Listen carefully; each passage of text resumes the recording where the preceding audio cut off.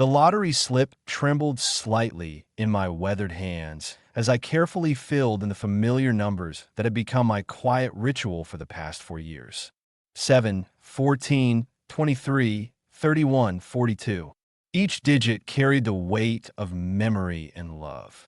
Margaret's birthday, when she turned 23 and I knew I would marry her. Thomas's birth, arriving on the 14th like a gift from heaven. Elizabeth's special day, 31 years of watching her grow into the woman I hoped she would become. Our wedding anniversary, 42 beautiful years of partnership that ended too soon. The bonus number 18 for David, my late brother's son, the boy who still called me Uncle Robert, even though he was now a man with his own teaching career. $20. The same modest investment I had made every month since Margaret passed. A small hope purchased with money I could afford to lose. Money that represented not desperation, but a quiet dream of leaving something meaningful behind for the family I had spent a lifetime nurturing and protecting. The autumn afternoon carried that particular golden light that made everything seem possible, filtering through the maple trees that lined our quiet neighborhood street. I had just returned from Miller's Corner Market, where Mrs. Patterson behind the counter always asked about my health and remembered Margaret's favorite flowers. These small courtesies had become more precious to me in the 2 years since I had been navigating life alone. As I settled into my kitchen chair with a cup of coffee that had grown lukewarm while I filled out the ticket, I heard the familiar sound of Elizabeth's car in the driveway. The door slammed with more force than necessary, followed by the sharp click of heels on wet pavement. I folded the lottery ticket carefully, sliding it into my shirt pocket as she burst through the front door without her customary knock. "Dad, what on earth were you thinking?" Her voice carried the strained patience of someone who had been rehearsing this conversation during the drive over. She stood in my kitchen doorway, her salon uniform wrinkled from a long day of standing, mascara slightly smudged in a way that suggested she had been rubbing her eyes. "Good afternoon to you too, sweetheart," I replied, remaining seated at my kitchen table with my hands folded. The years had taught me that Elizabeth's storms often passed more quickly when met with calm. Before I could react, she had yanked the lottery ticket from my pocket with the swift efficiency of someone accustomed to taking charge. "These ridiculous numbers again, Dad? Do you honestly believe that some magical force is going to transform our lives because you keep playing these same dates? Please return that to me, Elizabeth." My voice remained steady, though I felt a familiar tightness in my chest. This was not the first time she had challenged my small weekly ritual. "No, I will not." She waved the ticket above her head like a piece of evidence in a courtroom trial. "Do you have any idea that I owe $1,850 for Anna and Michael's school supplies this semester? $1,800, Dad. But here you are, throwing away $20 on fantasy." I stood slowly, my knees protesting after hours of yard work that morning. The movement gave me a moment to choose my words carefully. "Elizabeth, I have given you $3,200 this year alone. Thomas received $4,800 for his various emergencies. James got $2,100 when his restaurant venture required unexpected capital. Would you like me to retrieve the records and calculate every grocery bill I've covered, every utility payment, every car repair that somehow became my responsibility?" Her face flushed red, but not with embarrassment, with indignation.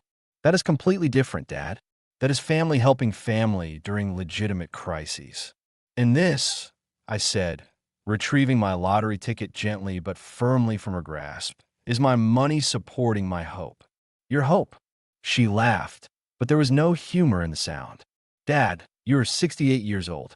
You live on a pension and Social Security. Every dollar matters. Every single dollar. Every dollar I earn," I corrected, my voice dropping to barely above a whisper. "Every dollar I saved working double shifts at the factory while you children were growing up. Every dollar I chose not to spend on myself so that you could have decent clothes and proper school lunches and music lessons and soccer equipment." She clutched the ticket tighter, her knuckles white. "I'm not asking for much. You are asking for everything. The words emerged with more weight than I had intended. You want my lottery money. Thomas wants control over my investment decisions. James expects access to my emergency fund. When exactly do I get to want something for myself? Elizabeth's eyes narrowed in the way they had since she was a teenager, facing consequences she did not wish to accept. What you want is foolish. What I want is mine. We stared at each other across the kitchen that had witnessed 40 years of family meals, homework sessions, and quiet conversations. Outside, rain began its gentle rhythm against the window, and the clock on the wall marked the seconds with steady persistence. Finally, Elizabeth threw the ticket onto the table with theatrical disgust. Fine. Waste your money if that makes you happy. But do not come to me when you are surviving on canned soup because you spent your last $20 on impossible dreams. The front door slammed hard enough to rattle the coffee cups in their saucers. Through the window, I watched her silver sedan reverse aggressively out of my driveway, gravel spinning from her tires as she disappeared around the corner. The red taillights faded into the gray afternoon, leaving only the sound of rain and my own measured breathing. I picked up the lottery ticket and smoothed out the creases her fingers had made. The numbers looked back at me like old friends. My family's birthdays and anniversaries, the dates that had once meant celebration and laughter and togetherness. Now they felt like accusations written in blue ink on a piece of paper that represented both hope and disappointment. Before we continue, please subscribe to the channel and let us know where you're listening in the comments. Now, let us return to this profound tale of one man's journey toward understanding what family truly means. 5 hours later, as autumn darkness settled over our quiet neighborhood, I sat alone with a cup of coffee that had grown cold while I contemplated the events of the afternoon. The lottery ticket lay on the table beside yesterday's newspaper, innocent as fresh snow. That was when my telephone began to ring with the persistent tone that suggested important business. The soup I had been preparing was just beginning to bubble when Thomas called. I had been stirring the chicken and vegetables slowly, watching steam rise from the pot while trying to push Elizabeth's harsh words from my mind. The house felt larger in the evenings, shadows stretching from corners where Margaret's furniture used to create cozy conversation areas. "Hello, Dad." His voice carried that careful, professional tone he used when he believed I required management. "Elizabeth telephoned me earlier. She mentioned you purchased another lottery ticket today. $20. I set down the wooden spoon and leaned against the counter, preparing myself for a conversation I had anticipated since Elizabeth's dramatic exit. "That is correct, son." A pause. I could hear the familiar sound of keyboard clicking in the background. Thomas was still at his downtown office, probably working late on some project that would demonstrate his indispensability to his firm. "Dad, we have discussed this before. $20 might not seem significant, but it accumulates. That represents $240 annually. Over 5 years, you're looking at $1,200. Mathematics was always your strongest subject, Thomas." "I'm being serious, Dad."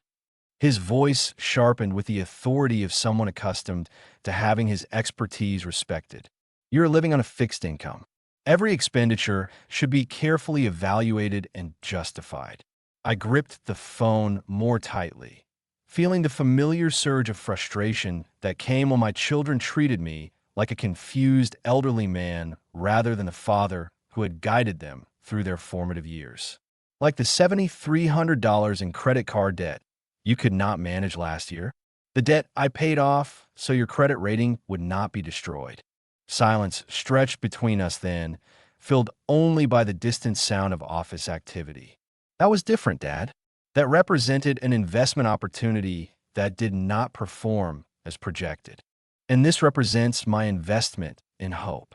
Hope does not pay utility bills, Dad. His response came quick and practiced, as if he had rehearsed this particular argument. It does not cover medical expenses or home repairs or grocery costs. Neither did your cryptocurrency venture, I replied quietly, or your friend's organic restaurant that was going to revolutionize healthy dining. or that multi-level marketing program you swore would generate passive income for decades. Those were calculated risks based on thorough market research and professional analysis. No, Thomas. I turned off the burner under my soup, needing to give this conversation my full attention. Those were gambles, just like this lottery ticket. The only difference is that I am honest about what mine represents. Thomas sighed dramatically, the sound of someone whose patience was being tested by unreasonable behavior. Look, Dad, I'm not trying to control your life. I am attempting to help you make intelligent financial decisions that will protect your security. Your mother always said, do not. The word emerged sharper than I had intended. Do not use your mother's memory to justify treating me like a child who cannot be trusted with his own money. That is not what I am doing. Is it not? I stared at the lottery ticket on my refrigerator, held there by a magnet shaped like a sunflower that Margaret had bought during our last vacation together. You call to lecture me about $20 while I send you $400 every month for your so-called emergencies. When was the last time you asked about my health? When was the last time you visited simply to spend time together without needing something? Another pause. The keyboard clicking stopped. I care about you, Dad. We all do. That is precisely why we worry when we observe you making poor choices. Poor choices. I stare at the lottery ticket, thinking about the dreams it represented. $20 for 30 seconds of imagining a different life. $20 for the possibility of leaving something substantial behind for the people I loved. Thomas, I need to ask you something, and I want an honest answer. Of course. If I actually won that lottery, truly won it, what would you do? He laughed, the sound carrying more condescension than humor. Dad, the statistical probability is approximately 14 million to 1. You have a better chance of being struck by lightning.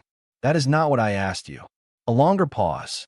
When he spoke again, his voice had shifted to the careful tone of someone navigating potentially sensitive territory. I will be happy for you, naturally, and I would hope you would be intelligent about managing it. Professional financial advice would be essential. Proper investment strategies to ensure long-term security. Investment strategies managed by whom? Well, he said, and I could practically hear his mental calculator working. I do have considerable experience with financial planning and portfolio management. I could ensure everything was handled properly. I hung up without another word. The dial tone buzzed in my ear for several seconds before I set the phone back in its cradle. The soup had stopped bubbling, and the kitchen felt colder somehow, as if all the warmth had drained away through the telephone line. I walked to the refrigerator and looked at the lottery ticket again. 7, 14, 23, 31, 42, bonus 18. My family reduced to numbers on a slip of paper. Numbers that might mean nothing or might mean everything. 8 days passed before the lottery drawing. 8 days of letting my children's calls go to the answering machine while I contemplated the growing distance between us. 8 days of eating quiet dinners alone and wondering when exactly I had become nothing more than a financial resource with a heartbeat. Thursday evening found me in Margaret's old recliner, the television remote balanced on my knee as I surfed between channels without real purpose. The house felt enormous at night, shadows stretching from corners where furniture used to create intimate conversation areas. I had sold most of Margaret's belongings after she passed, unable to bear the daily reminders of conversations that would never happen again. Channel 7 flickered to life just as the familiar lottery music began. Jennifer Martinez, the local anchor who had been drawing numbers for 15 years, smiled at the camera with her practiced warmth and professional competence. Good evening, Ohio. Tonight's jackpot stands at $2 million. Let us see if we have a winner among our viewers tonight. I reached for my coffee cup and discovered it was empty. The lottery ticket sat on my side table, tucked behind a framed photograph of Margaret holding baby Elizabeth during those precious early months when everything seemed possible and love felt infinite. First number tonight is 7. My hand froze halfway to the coffee cup. 7. Margaret's birth month, July, when she came into the world and eventually into my life. Second number is 14. I picked up the ticket with fingers that suddenly felt clumsy and uncertain. 7:14. Thomas's birthday, the day that made me a father for the first time and taught me what unconditional love actually meant. Third number tonight is 23. I held the ticket closer to the lamp, comparing the printed numbers to the ones Jennifer Martinez was announcing with her steady, professional voice. This cannot possibly be happening. 23. Elizabeth's birthday, my daughter who had argued with me just days ago about this very ticket. Fourth number is 31. My heart began hammering against my ribs like a trapped bird desperate for escape. I read the ticket again, then again, certain I was making some kind of mistake. 31. James's birthday, my youngest son who worked nights at the restaurant and called me only when he needed money. Fifth number tonight is 42. Our wedding anniversary. 42 years of marriage compressed into a single digit on a slip of paper that suddenly felt electric in my hands. Margaret and I, standing at the altar in 1981, promising to love and honor each other through whatever life might bring. She had been so beautiful in her simple white dress, so confident that we could build something lasting together. And tonight's bonus number is 18. David, my nephew, my brother's son, the boy I had helped raise after his father died too young. I had added 18 to my numbers 3 years ago on impulse, thinking that family should stick together even on lottery tickets. Jennifer Martinez was saying something about checking numbers carefully, about claiming procedures, and the importance of consulting financial advisors, but her voice sounded like it was coming from underwater. I stood up too quickly and nearly dropped the ticket that had just transformed my life in ways I could not yet comprehend. $2 million. After taxes, approximately $1.4 million. I walked to the kitchen on unsteady legs and spread the ticket flat on the counter under the bright overhead light. 7, 14, 23, 31, 42, bonus 18. The numbers stared back at me, innocent as summer rain. I had chosen these numbers because they represented family, birthdays, and anniversaries, the dates that marked our lives together and connected us across time and distance. Margaret would have appreciated the irony. The family that had spent this week explaining why my lottery tickets were wasteful and foolish had just made me a millionaire. $1.4 million. More money than I had earned in the last 15 years combined. More money than my father had seen in his entire life working in the Kentucky coal mines, coming home each night covered in dust and exhaustion. But as I stood there in my kitchen, holding a piece of paper worth more than most people's houses, I was not thinking about money. I was thinking about Elizabeth grabbing this ticket from my pocket and calling my hope foolish. I was thinking about Thomas's lecture about poor financial choices and his immediate calculation of how he could manage my windfall. I was thinking about how quickly they had tallied what I owed them, but never what they owed me. The ticket felt heavier now, weighted with possibility and justice in equal measure.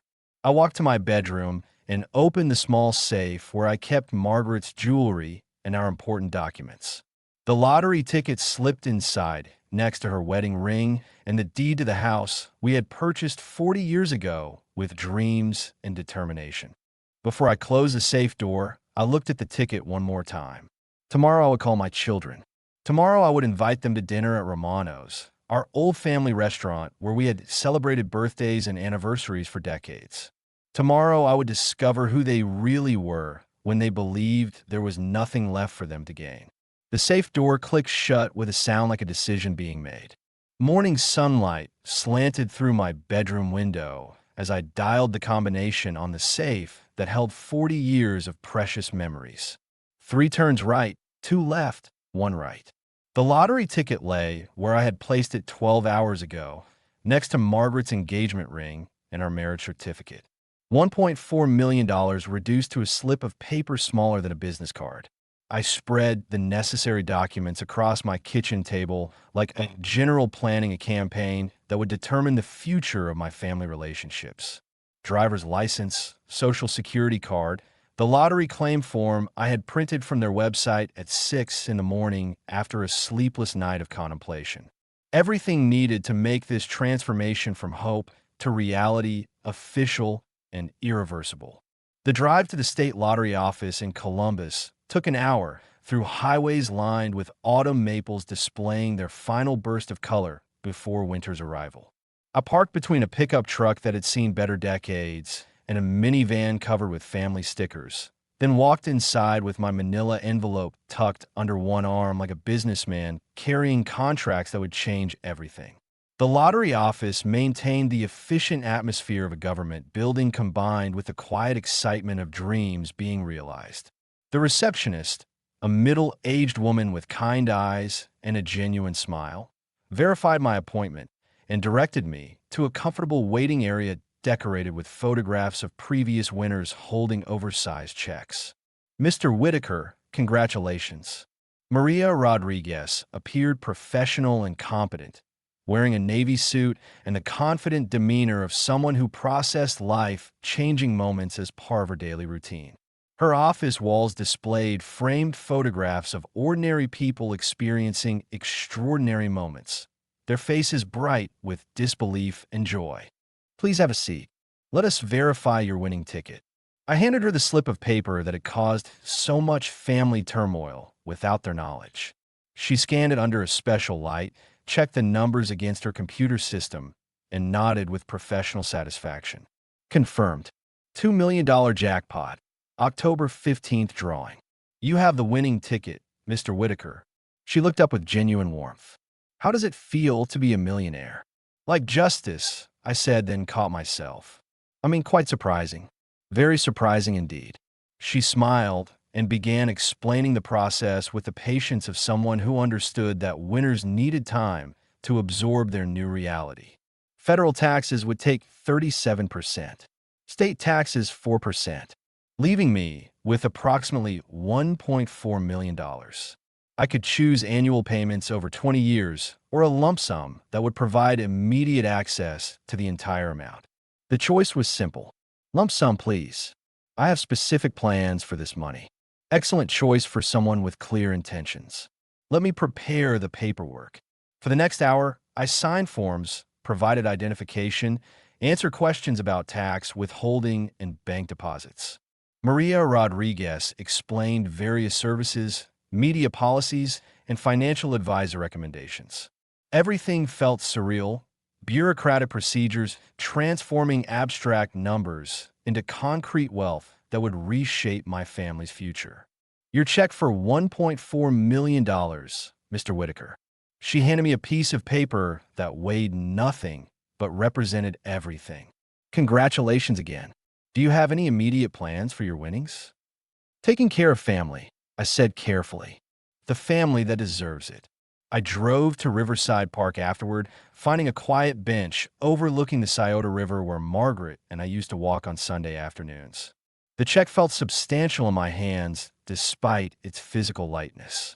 $1.4 million. More money than I had imagined possessing. Enough to secure my remaining years and leave something meaningful behind. But the amount was not what mattered most. What mattered was the justice it represented, the opportunity to reward genuine care and loyalty while teaching important lessons about respect and gratitude. David would receive $800,000 and the house.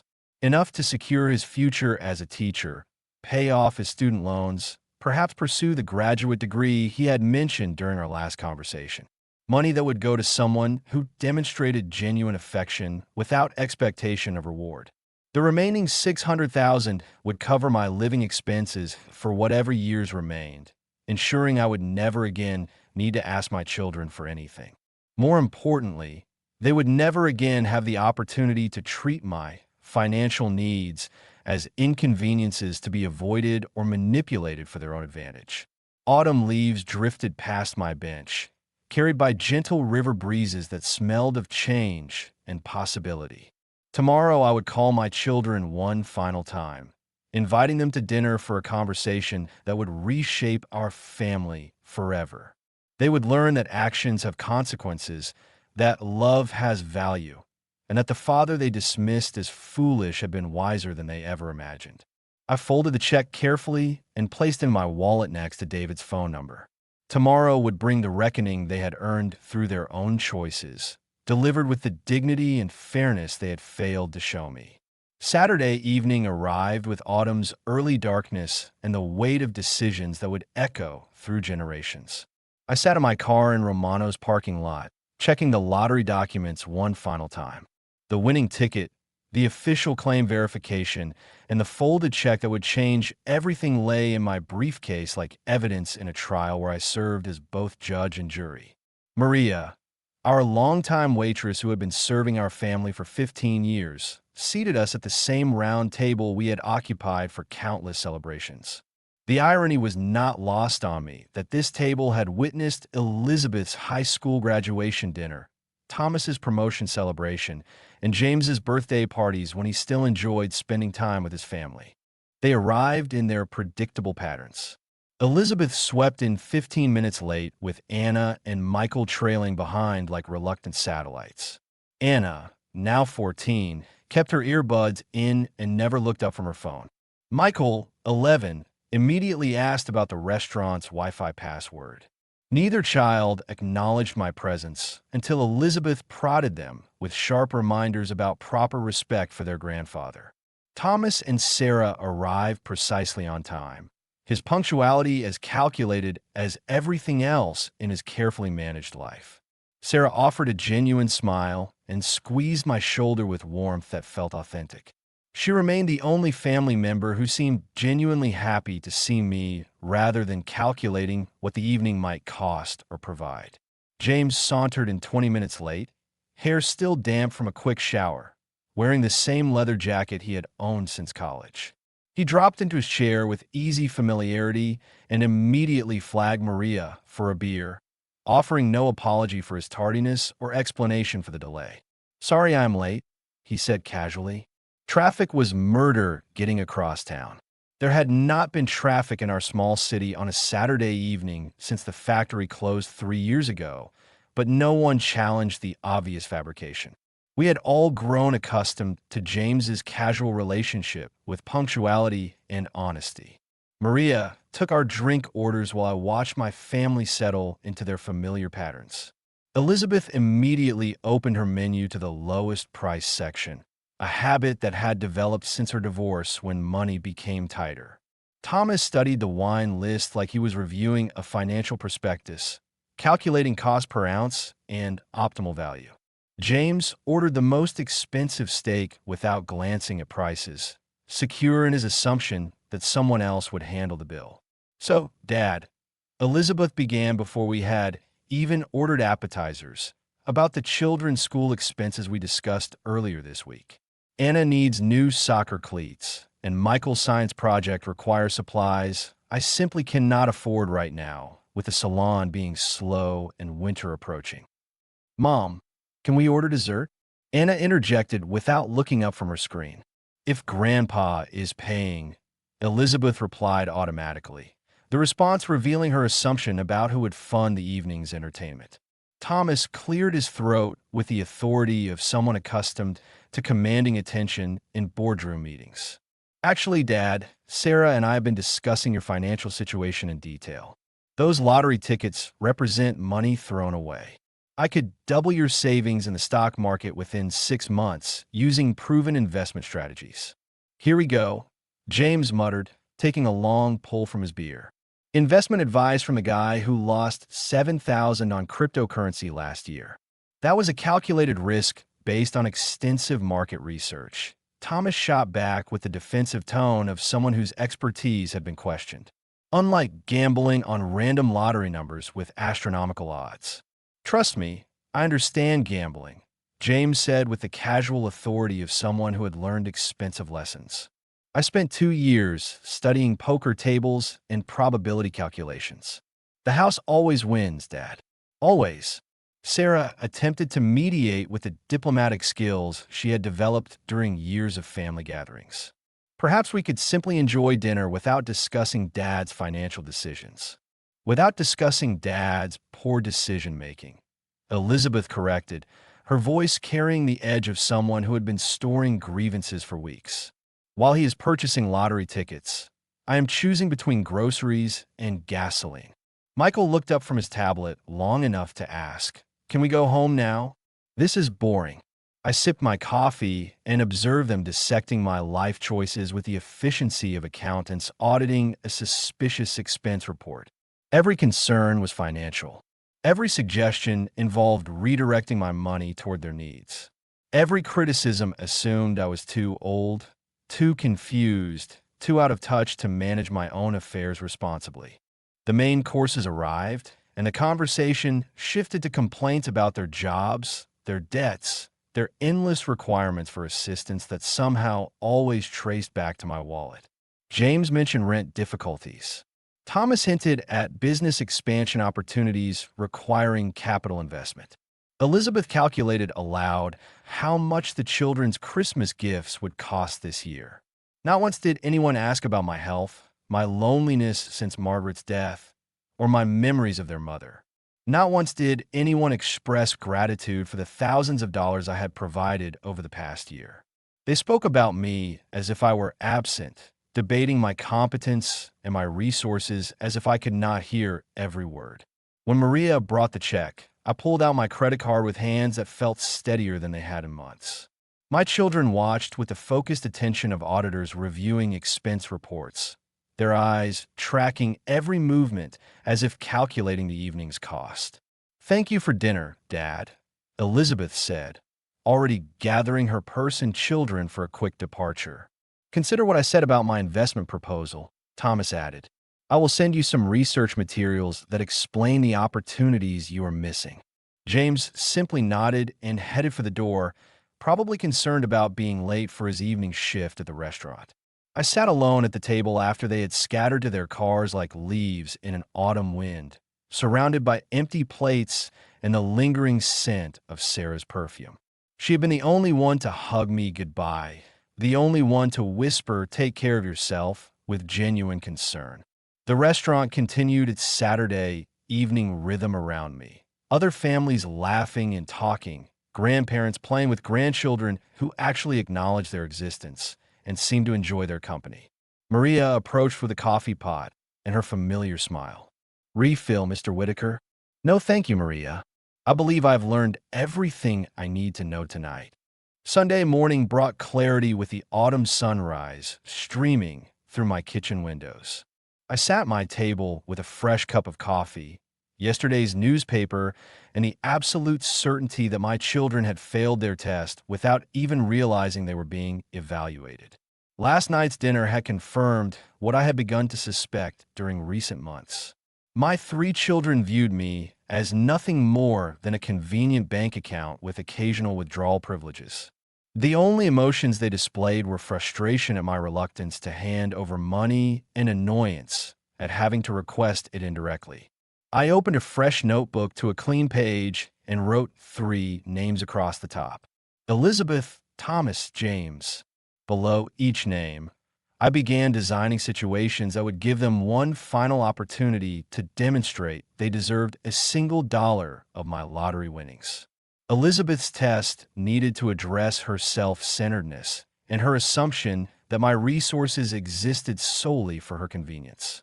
A health emergency would work perfectly, something serious enough to require immediate assistance, but manageable enough that a loving daughter would drop everything to help. I wrote carefully. Monday morning, 10 o'clock. Heart palpitations. Need transportation to doctor. Observe whether she will leave salon during busy period. The beauty of this test lay in its authenticity. At 68, heart troubles represented a legitimate concern. I had experienced occasional irregular beats since Margaret's death, stress related according to my physician. But Elizabeth would not know the difference. A truly caring daughter would abandon paying customers to ensure her father received proper medical attention. A selfish daughter would suggest alternatives that avoided personal inconvenience. Thomas's test required a different approach. His controlling nature and intellectual arrogance made him vulnerable to scenarios involving financial advice or decision-making authority. I wrote, Tuesday afternoon, 2 o'clock. Discovered old savings bonds worth $12,000. Request investment guidance. Observe whether he offers genuine help or attempts to seize control. This test exploited his belief that he possessed superior knowledge about everything financial. Would he provide honest guidance about the best options for an elderly man on a fixed income? Or would he immediately angle to manage the money himself, treating me like an incompetent child who could not be trusted with his own assets? James's test focused on his irresponsibility and casual attitude toward other people's problems. I wrote, Wednesday evening, 7 o'clock. Lost wallet containing pension money at grocery store. Need help searching and filing police report. Observe whether he assists or manufactures excuses. The timing was crucial. Wednesday represented one of his most profitable nights at the restaurant when tips traditionally ran highest. A son who genuinely cared would sacrifice earning potential to help his father recover money essential for basic living expenses. A selfish son would suggest alternatives that did not interfere with the schedule. Each test was designed to appear urgent but manageable, serious but not catastrophic. More importantly, each test targeted the specific character flaw that had been most evident during our dinner conversation. They would have opportunities to prove my suspicions wrong, to demonstrate the love and respect I had hoped to see for 68 years. I made detailed notes about what constituted passing versus failing each evaluation. Passing required immediate concern for my welfare, willingness to sacrifice their own convenience, and genuine care about my situation rather than calculations about what assistance might cost them. Failing meant prioritizing their own needs, suggesting alternatives that avoided personal inconvenience, or treating my problems as burdens they could not be bothered to shoulder. The coffee grew cold as I refined the details. Each test needed to feel authentic, urgent enough to require immediate response, but believable enough that they would not suspect manipulation. My age and circumstances made all three scenarios entirely plausible. Elderly people experienced medical emergencies, discovered forgotten financial instruments, and lost important items with distressing regularity. If all three children failed their tests, I would contact David within 2 weeks. My nephew had called twice since Margaret's funeral, not requesting anything, simply checking on my welfare because he cared about my happiness. He lived 3 hours away and maintained his own busy life, but he had demonstrated more genuine concern for my well-being than my own children had shown in recent years. The lottery winnings represented $800,000 for David, plus the house, enough money to change his life dramatically and provide security and opportunity and freedom from the financial worries that plagued so many young teachers. It deserved to go to someone who would appreciate its value, not merely in monetary terms, but in terms of the love and sacrifice that had accumulated it over a lifetime of hard work and careful saving. I closed the notebook and checked the kitchen clock. 9:30. Elizabeth would be preparing for her busiest day of the week, scheduling appointments and mixing chemicals and gossiping with clients about their weekend adventures. In 30 minutes, I would call her with chest pains and shortness of breath and discover whether I had raised a daughter or simply funded the upbringing of a stranger who happened to share my DNA. The telephone felt heavier than usual as I picked it up and dialed her salon number. Time to begin the final examination of my family's character. Monday morning arrived with the weight of resolution settling over my shoulders like Margaret's old shawl. I sat at my kitchen table, notebook open to the first test, my hand hovering over the telephone like a surgeon preparing for a delicate operation that would either heal or reveal the extent of damage that could not be repaired. The numbers on the lottery ticket, now memorized, seemed to mock me from their hiding place in the safe. $1.4 million waiting for someone worthy of receiving it, someone who understood that money represented more than numbers in a bank account. At exactly 10:30, I dialed Elizabeth's salon with fingers that trembled slightly from anticipation rather than age. Glamour Touch Salon. This is Elizabeth speaking. Her voice carried the busy efficiency of someone juggling multiple clients and chemical processes that required precise timing. Elizabeth, sweetheart. I let my voice crack slightly, adding a wheeze that was not entirely artificial. The years had taught me that genuine emotion often required only slight exaggeration to communicate its urgency. I need your help. I am experiencing chest pains and shortness of breath. Elizabeth, I might be having a heart attack. Could Finnegan take you? Or call an ambulance? Each suggestion hit like a physical blow. Your father calls with a medical emergency, and your first instinct is to find someone else to handle the responsibility.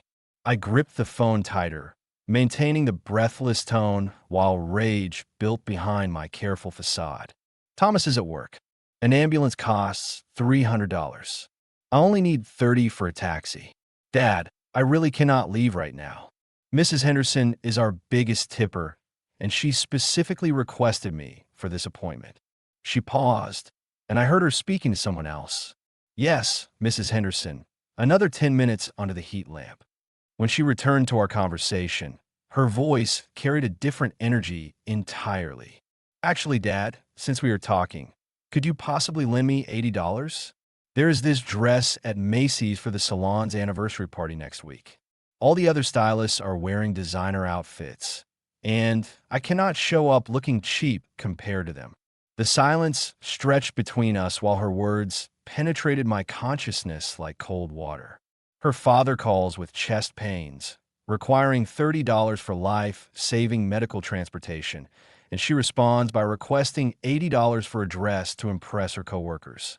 The test could not have been more conclusive if I had designed it as a psychology experiment with control groups and peer review.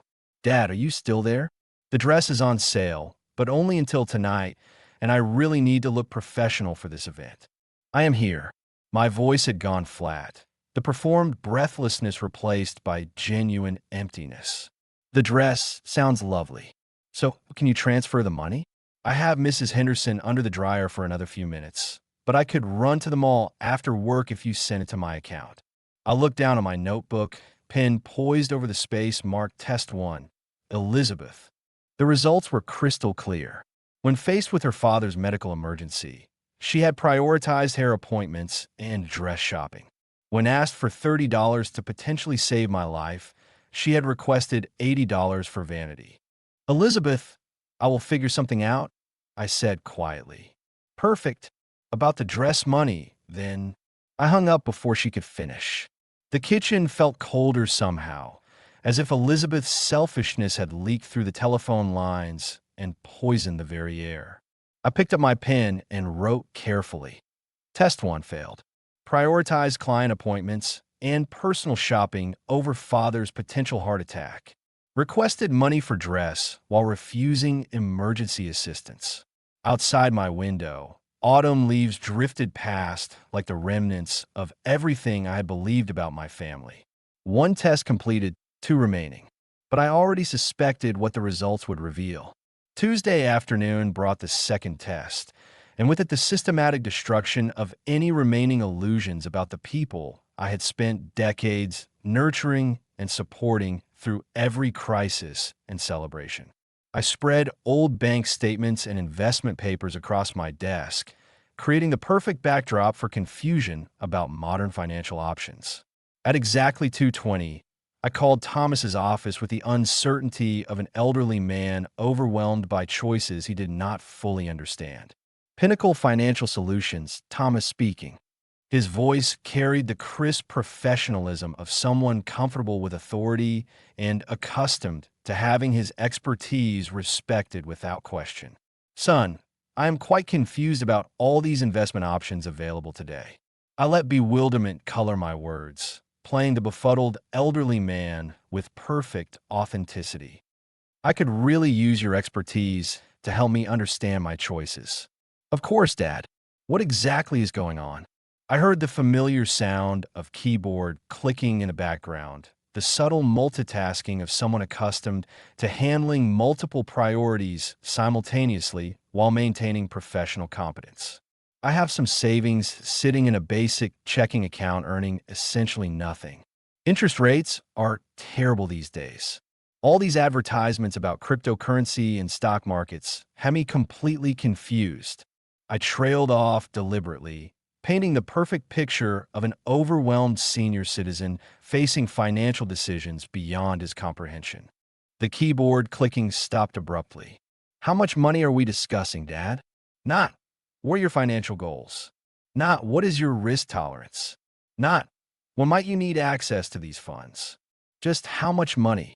The question every greedy financial advisor asks first, the inquiry that reveals their true motivation. Well, I have been careful over the years, saving a bit here and there for my pension. I kept the amount deliberately vague, curious to observe how his interest would escalate with perceived opportunity. Quite a bit more than I realized, actually. Dad, I need specific numbers to provide appropriate guidance. Are we talking about thousands? 10,000? More than that. Possibly more. Significantly more. I could practically hear his mental calculator spinning with new possibilities. That is precisely why I need professional advice. These investment websites are so confusing for someone my age. Listen carefully, Dad.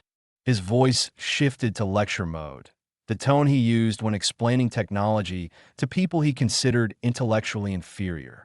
Basic savings accounts represent financial suicide in today's economy. Inflation is literally eating away at your purchasing power every single day. I understand, son. That is exactly why I called you for guidance. Here is what we need to do immediately. The word "we" was not lost on me.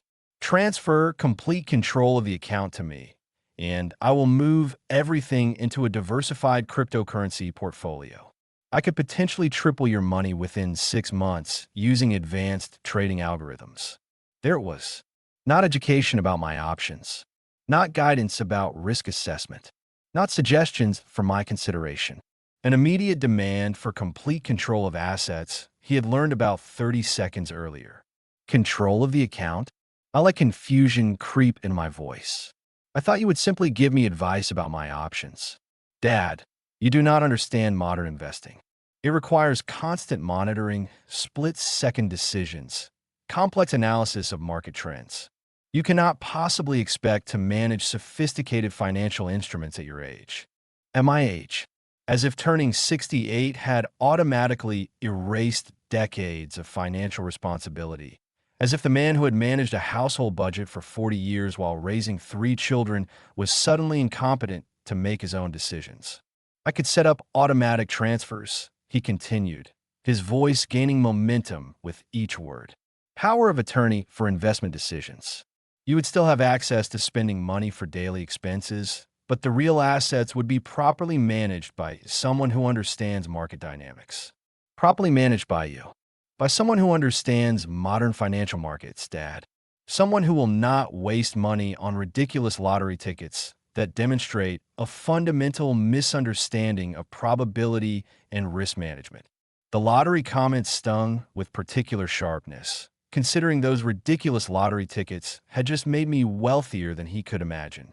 I gripped the phone tighter, maintaining my confused elderly act while rage built behind my careful facade. So, you would control my money completely?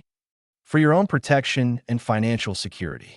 Trust me, Dad, in 5 years, you will thank me when your portfolio has grown exponentially instead of stagnating in some pathetic savings account. I looked down at my notebook, already knowing what I would be recording. Test number 2, designed to measure whether my son would educate or manipulate, had revealed exactly what I had suspected. Given the opportunity to help his father understand investing, Thomas had immediately attempted to seize complete control of my assets. I need to consider this carefully, I said slowly. Do not take too long deliberating. Market opportunities do not wait for indecision, and every day you delay costs you potential profits. Even his final comment applied pressure, the classic sales technique of artificial urgency designed to prevent careful consideration of major financial decisions. I will call you back, Thomas. I hung up before he could apply additional pressure tactics. Opening my notebook, I wrote, Test 2 failed. Attempted immediate seizure of father's assets under guise of financial expertise. No genuine education offered. Applied pressure tactics to prevent careful consideration. 2 tests completed, 2 spectacular failures documented. 1 test remaining before the final reckoning that would determine the future of our family relationships. Wednesday evening settled over our quiet neighborhood with the promise of final answers. I sat in my living room, the television murmuring local news at low volume, while I prepared for the last test that would either restore my faith in my children or confirm my worst suspicions about the people I had raised. My notebook lay open beside me, 2 failed tests already documented in my careful handwriting. The evidence was mounting that none of my children deserved a penny of my lottery winnings. But fairness demanded that I complete the evaluation before making final decisions. At precisely 7:45, I dialed Murphy's Pub, where James worked Wednesday evenings serving drinks to customers who tipped well enough to make the shift worthwhile for someone with expensive habits and limited self-control. The phone rang 3 times before James's voice cut through background noise that painted a clear picture of the environment. Glasses clinking against wooden surfaces. Sports commentary from multiple television screens. The steady hum of Wednesday night regulars settling in for an evening of drinks and companionship. Murphy's Pub, this is James speaking. Son, I am in serious trouble and need your help immediately. I let genuine worry seep into my voice, the kind of distress that should trigger immediate concern from a loving family member. Lost your wallet? I heard him moving around behind the bar, probably wiping down surfaces while juggling the phone and customer service responsibilities. That is exactly right. Lost it in Riverside Park this afternoon during my walk. The problem is I had this week's pension money inside. $150 cash. The bank cannot replace the check until Monday. A pause. In the background, someone called for 2 beers and a whiskey, the kind of order that would generate decent tips for an attentive bartender. Hold on just a second, Dad. I listened to him serving customers with practiced efficiency, the familiar ritual of drinks poured and money exchanged. When he returned to our conversation, his voice carried a different tone entirely. Sorry about that interruption. Wednesday nights stay pretty busy around here. Another pause, longer this time. Dad, I would definitely help you out with the money, but I had a really bad night at poker yesterday. Lost $300 on what should have been a sure thing. $300. He had gambled away twice what I needed for basic survival, then admitted it without shame or apology. The irony was staggering. My son, struggling with gambling addiction, refusing to help his father because of gambling losses. $300. I let genuine shock color my words. James, you promised you would stop playing poker for money. I mostly have stopped. This was just one unusual night where the cards went wrong. Sometimes you win. Sometimes you lose, you know? That is just how gambling works. And last night, you lost my week's grocery money. Come on, Dad, do not guilt trip me about it. His voice turned defensive, the tone of someone accustomed to deflecting responsibility for poor choices. These things happen. Maybe you could sell those old tools in the garage. They are probably worth something to a collector. My tools, the wrenches and saws and hammers I had collected over 30 years of maintaining our home and fixing everything that broke. He wanted me to sell the instruments of my life's work to replace money he had thrown away at a poker table. James, I need help, not suggestions for how to help myself. I know, but I am completely tapped out right now. Barely making rent this month, as it is. Someone called his name from across the bar. Listen, Dad, maybe you finally hit something big on those lottery tickets you keep buying, right? The comment struck like lightning.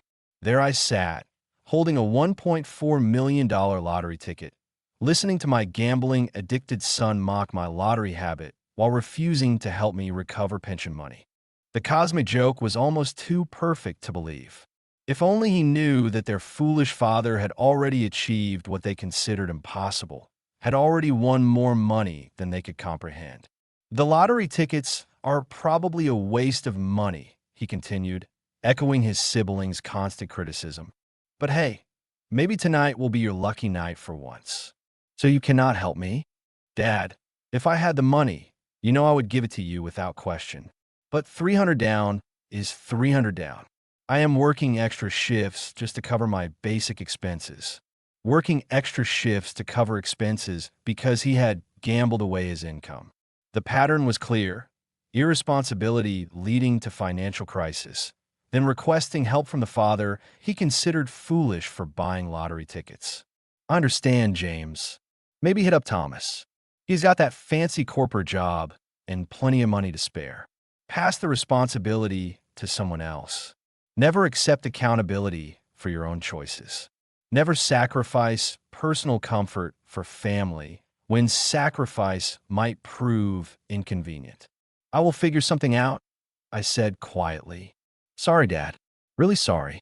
If my luck changes tonight, I will definitely call you first thing. He hung up to serve another customer, returning to his evening of earning money he would likely lose in the next poker game. I closed my notebook slowly, the final test complete. 3 children, 3 opportunities to demonstrate love over self-interest. 3 spectacular failures that revealed the true character of the people I had spent decades nurturing and supporting. Each test had been designed to require minimal sacrifice. $30, honest advice, or $150 borrowed temporarily. None of them had passed. None of them had shown genuine concern for my welfare when it conflicted with their own convenience. But I knew someone who would pass with distinction.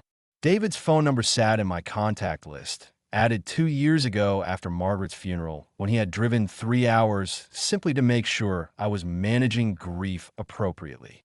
Tomorrow I would call my nephew and discover what real family loyalty looked like when it was not corrupted by years of entitlement and taking generosity for granted.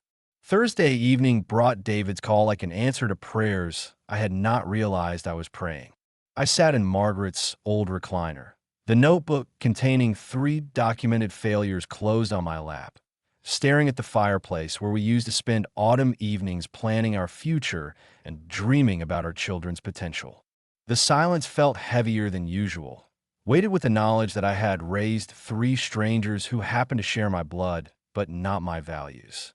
The phone rang at 7:30, cutting through my melancholy like sunlight through storm clouds. Uncle Robert. David's voice carried warmth I had not heard from family in recent weeks. Genuine enthusiasm that made something tight in my chest begin to loosen. Mom mentioned you've been dealing with some family stress lately. She said the cousins have been pretty demanding. You holding up okay? I pressed the phone closer to my ear, struck by the genuine concern in his voice. When had any of my children asked if I was okay, without first establishing what they needed from me? When had any of them called simply to check on my emotional welfare? I'm managing well enough. You know how family can be sometimes. I don't know, actually, that is part of why I am calling. Papers rustled in the background, probably student assignments waiting to be graded. Uncle Robert, you have always been too generous with everyone. Sometimes people take advantage of that kind of heart. Take advantage. The phrase landed exactly where it needed to. 3 failed tests had proven that was precisely what my children had been doing for years, treating my generosity as an entitlement rather than a gift. You might be right about that, David. Look, I know it is not really my place to say anything, and I am way down here in Toledo building my own life, but if you need anything at all, money, help around the house, just company for dinner, I am here. I could drive up this weekend if you want. I stared at the closed notebook containing evidence of my children's failures, then at the phone in my hand. David was offering help without being asked, without knowing if there was anything in it for him, without calculating what assistance might cost him personally. Everything my own children had failed to do during their recent tests. That is very kind of you, son. It is not kindness, Uncle Robert. It is family, real family. His voice carried conviction that reminded me of his father, my brother Tom, who had possessed the same instinctive generosity and loyalty. Uncle Robert, I have always looked up to you as a role model. After Dad died, you were the one who made sure I had everything I needed for college. Remember that. I did remember. $2,000 for David's textbooks and dormitory expenses, given without hesitation when Tom's life insurance did not cover everything a young man needed to build his future. David had written thank you letters for months afterward, updating me on his grades, his teaching aspirations, his deep gratitude for the opportunity. You paid every penny back, David, with interest because you understood that debts matter and responsibility matters. Because you taught me that honor matters, that family obligations are sacred. But more than that, you showed me what real love looks like through your actions. He paused, and I heard him moving around his apartment, probably correcting papers while maintaining our conversation. I'm sorry my cousins do not seem to understand what you have given them over the years. My cousins, not his siblings or his family. David understood the distinction between blood relatives and chosen family better than the children I had raised with my own hands. David, you have always been special. Your father would be proud of the man you have become. I learned from good examples. You and Dad, mostly you after he passed away. Another pause. Uncle Robert, I am completely serious about helping with anything you need. Whatever it is, whenever you need it. No questions asked, no conditions attached. No questions asked. The complete opposite of every interaction I had experienced with my children in recent memory. Elizabeth Thomas and James asked questions constantly. How much money? When would they get it? What would they receive in return? Why can I not handle problems myself? I appreciate that more than you could possibly know, David. Family takes care of family. That is what you taught me through your example. After we hung up, I sat in Margaret's recliner for a long time, holding the phone and thinking about the profound difference between that conversation and the recent interactions with my children. David had called not because he needed something, but because he had heard I might need support. He had offered help without conditions, asked about my welfare without calculations, and expressed genuine gratitude for past kindness instead of entitlement to future support. I opened my notebook and turned to a fresh page. At the top, I wrote David Thompson, true family. Below that, I began planning how to ensure that real loyalty would be rewarded with the generosity it deserved. The lottery ticket in my safe was not just mine anymore. It belonged to someone who understood what family actually meant, someone who honored the bonds of love and respect that made relationships worthwhile. 1 week later, I sat in my car outside Romano's restaurant, preparing for the conversation that would reshape my family's future forever. The autumn evening carried the crisp promise of change. Golden light slanting through bare maple branches as families around me gathered for normal dinners filled with laughter and genuine affection. I had called each of my children that morning, inviting them to what I described as an important family meeting. None of them had asked why, but all had accepted immediately when I mentioned I would handle the dinner bill. Their eagerness to attend a free meal while showing no curiosity about my reasons revealed everything I needed to understand about their priorities. The lottery documents sat in my briefcase like evidence in a trial where I served as both prosecutor and judge.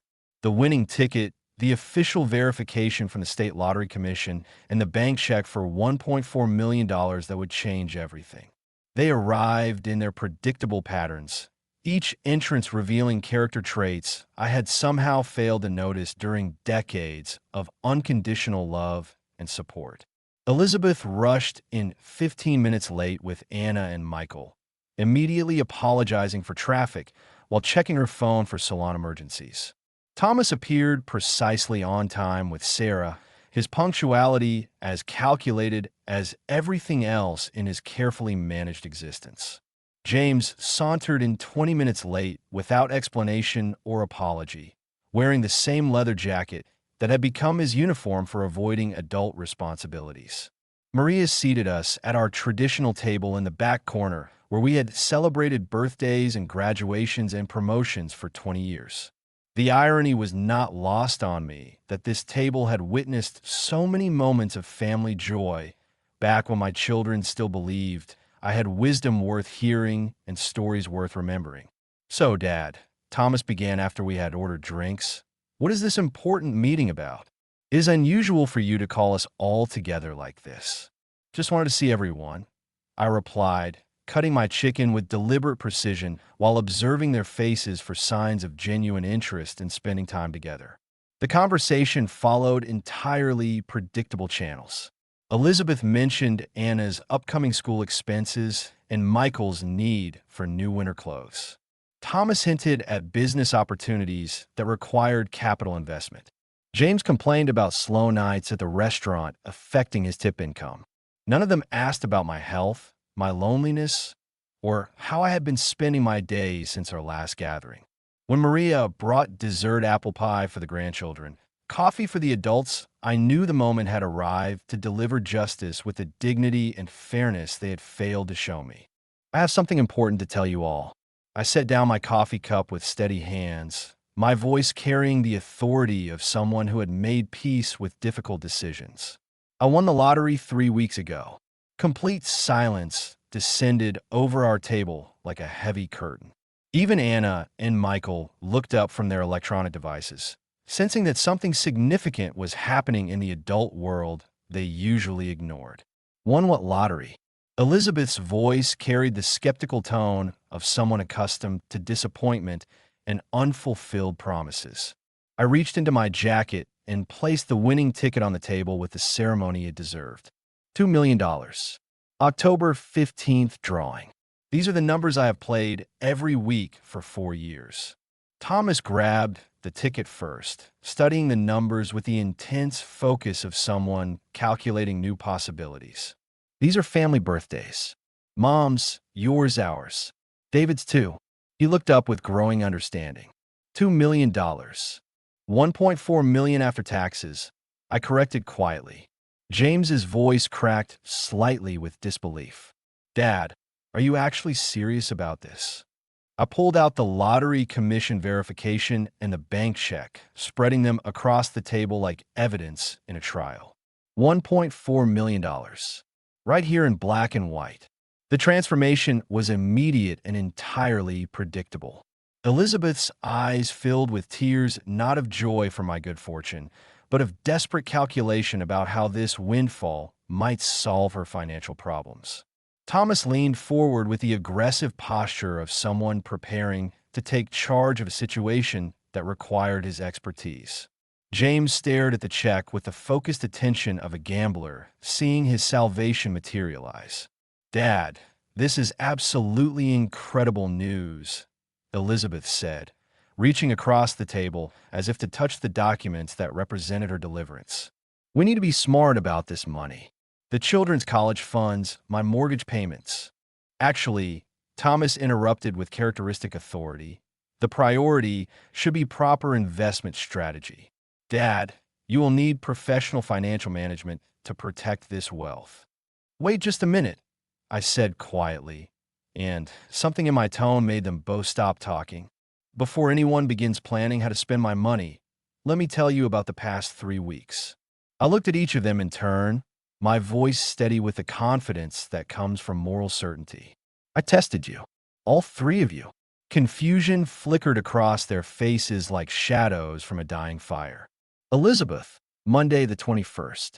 I called you with chest pains, needing $30 for taxi fare to see a cardiac specialist. You were too busy with hair appointments to help, but you asked me for $80 for a dress to impress your coworkers. Her face went pale as understanding began to dawn. Dad, I can explain. Thomas, Tuesday the 22nd. I asked for investment advice about some old savings bonds. Instead of educating me about my options, you immediately tried to seize control of my money with power of attorney documents. That was professional financial guidance. James, Wednesday the 23rd. I lost my wallet containing pension money and needed help filing a police report. You could not assist because you had lost $300 gambling the night before. James's mouth opened, then closed without producing sound. Each of you failed a simple test of family loyalty. When your father needed help, you prioritized your own interests. When I asked for small amounts of assistance, you either refused or tried to manipulate the situation for your own benefit. The restaurant continued its evening rhythm around us, while my family's world imploded with the force of accumulated truth finally spoken aloud. But David, I continued, watching their faces change at the mention of their cousin. David called Thursday evening with no agenda whatsoever. No requests, no demands. Simply checking on my welfare because he had heard about family stress. He offered help without being asked money, time, companionship, whatever I might need. So what? Elizabeth's voice turned sharp with desperation. He is not even your son. We are your children. You deserve exactly what you have earned through your actions, I said firmly. David understands what family means.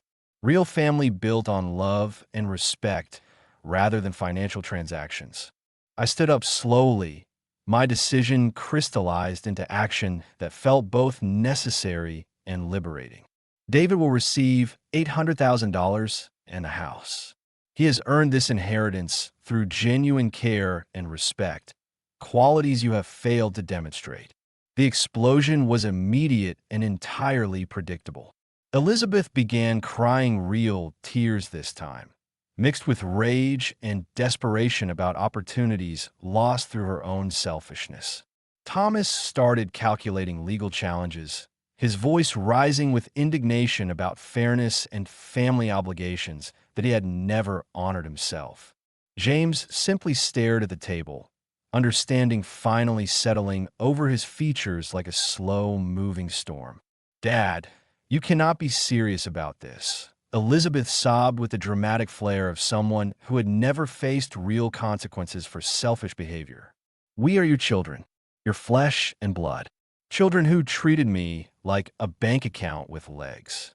Children who criticized my lottery tickets while secretly planning how to spend my winnings. Children who never asked about my health or happiness, only about what I could provide for them." I pulled out my wallet and placed exact change on the table for my portion of the dinner, the gesture symbolic of my independence from their expectations and entitlement. David never asked for anything. That is precisely why he deserves everything. Sarah, who had remained silent throughout this revelation with the wisdom of someone who understood family dynamics she could not control, touched my arm gently. "Mr. Whitaker, I understand you feel hurt, but perhaps there is room for forgiveness and second chances. Sarah, you are a good woman, and I am sorry you married someone who views his father as a financial resource instead of a person worthy of respect." I looked at Thomas with disappointment that had accumulated over years of small betrayals. But some lessons can only be learned through natural consequences. I walked toward the restaurant exit without looking back, their voices rising behind me in a chorus of protests, accusations, and desperate bargaining that revealed the true depth of their selfishness. The autumn air felt clean and fresh after the suffocating atmosphere of family disappointment. In my car, I pulled out my phone and scrolled to David's number, my heart lighter than it had felt in months. Time to call my real heir and share news that would change his life forever. News that would reward genuine love with the generosity it deserved. Justice, it turned out, felt exactly like walking away from people who had never appreciated your sacrifices or respected your dignity. Tomorrow, I would begin building a new relationship with a family member who understood that love was not a transaction, but a commitment that required nothing in return except basic human decency. As I drove home through streets lined with autumn maples dropping their golden leaves like blessings, I realized that Margaret would have approved of my decision. She had always believed that actions revealed character more clearly than words, and that true family was defined by love and loyalty rather than biology and obligation. The lottery ticket had given me more than money. It had given me clarity about the difference between children and family, between obligation and love, between what I owed others and what I owed myself. For the first time in years, I felt truly free. Thank you for joining me in this story of dignity, self-respect, and the importance of recognizing true family bonds.